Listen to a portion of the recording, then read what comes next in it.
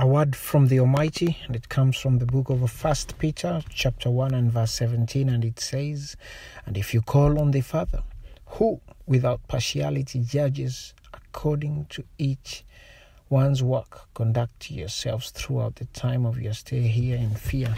Hallelujah. You know, grace is really misunderstood. So some Bible teachers or some people think grace is a license to sin. On the contrary, grace enables us to show good works, great works, and our behavior gradually is transformed to the image of Christ. You can't live in intentional perpetual sin if you're really saved by grace. And this is why this word says, conduct yourselves throughout the time of your stay here in fear. Because God judges without partiality, according to each one's work. This is not a deal breaker, for example, to go to heaven, but it's an indicator.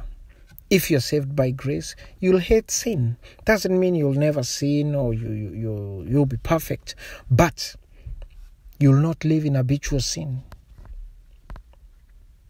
And the other main point that the Lord wanted to remind me and you is that we should have a healthy fear of God. Now, that's one of the biggest things that God can give us. The fear of God. It stops you from doing certain things. It stops you from coveting your neighbor's properties. It stops you from stealing, from lying, from crossing the borders that the Almighty has put for us not to cross. And you have to conduct yourself in the fear of God if you want to have a long and healthy life, knowing that the Father judges without partiality. So in our stay here before going to heaven, let us work out our own salvation with fear and trembling, knowing there's a reward for us. Be blessed.